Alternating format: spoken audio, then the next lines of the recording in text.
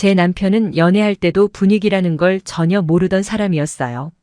처음부터 제가 좋다고 쫓아다녀서인지 분명 기념일인 것을 아는데도 단 한 번도 챙겨준 적이 없었거든요.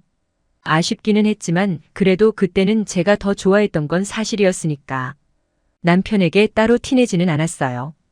티내봤자 남편이 받아줄 리도 없었고 오히려 분위기만 안 좋아질 게 뻔했으니까요. 아무튼 저는 그런 남편과 결혼을 하게 되었어요. 딱히 프러포즈를 받아서 결혼한 아니었고 생각지도 못한 임신으로 급하게 결혼을 하게 된 거였는데 그래도 저는 기분이 좋았습니다. 왜냐하면 연애할 때 남편의 반응을 보면 저를 좋아하는 느낌은 못 받았거든요. 그런데 결혼 생각은 하나도 없었던 그런 남편과 같이 살게 되었으니 제 기분이 좋을 수밖에 없었죠. 하지만 결혼하고 나서 현실의 벽을 마주하게 되었을 땐 냉정한 남편이 더 차갑게 느껴졌어요. 연애할 때야 그래도 저를 아는 척도 해주고 신경 써주는 척이라도 해줬다면 이제는 같이 살게 되었다고 저를 무심하게 대하는 경우가 많았거든요. 저녁 준비해놨네. 내가 아까 말 안 했었나? 나 오늘 친구들하고 약속 있다고 한 거 같은데? 그런 얘기 안 했었는데.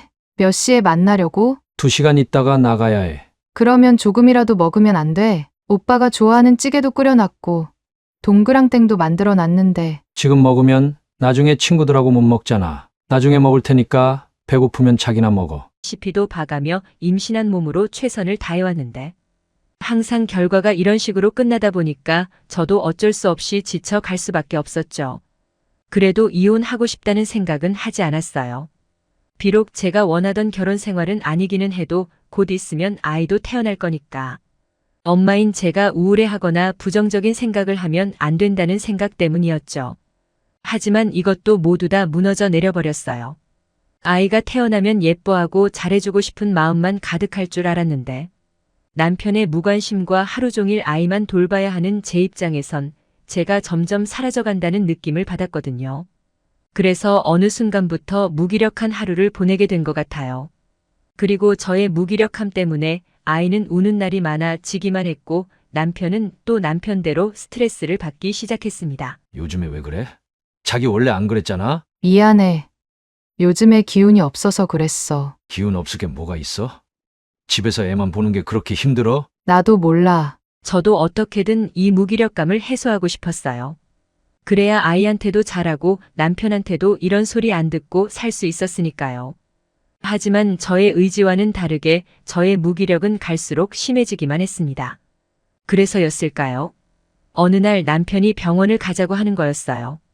처음엔 남편이 아파서 같이 가달라는 소리인 줄 알았는데 그게 아니라 저에 대한 검사를 해보자는 거였죠. 그리고 검사 결과는 제가 산후 우울증을 심각하게 앓고 있다는 결과가 나왔습니다. 저도 믿기지 않았어요. 왜냐하면 저는 그동안 긍정적인 삶을 살아왔기 때문에 저한테 우울증이 올 거라고는 상상도 못했거든요. 그런데 남편은 아픈 저를 도와주기는커녕 당분간 친정에 가 있으라고 했어요. 애 옆에 있어봤자 좋을 게 있겠어? 차라리 친정에 가서 푹 쉬다가 와. 친정에 가라는 말에 저는 서운한 마음이 들었어요. 아프면 더 챙겨주고 그래야 하는 게 기본이라 할 수 있는데도 남편은 오히려 저를 멀리 하려고 했으니까요.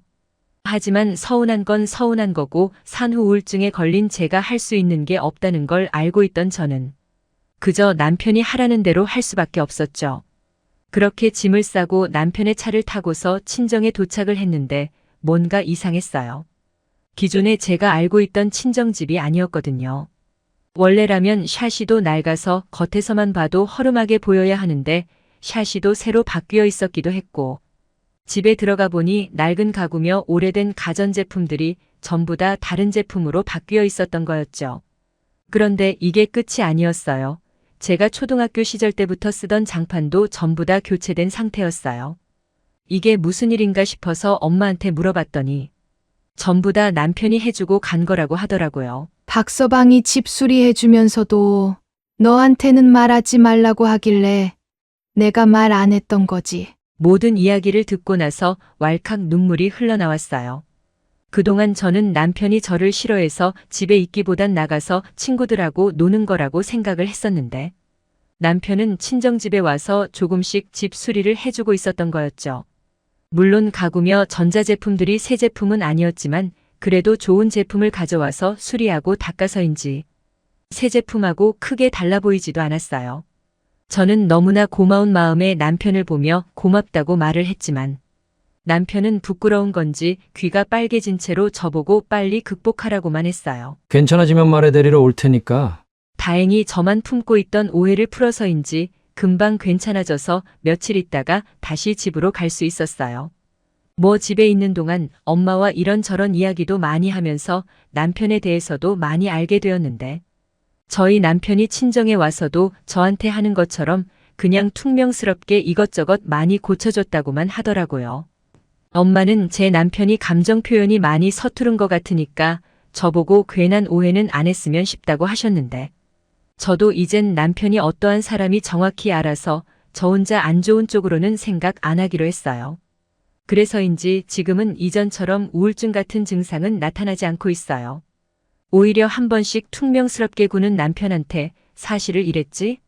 라고 툭 찔러주면 오히려 난감해하는 게 더 귀여워 보이네요.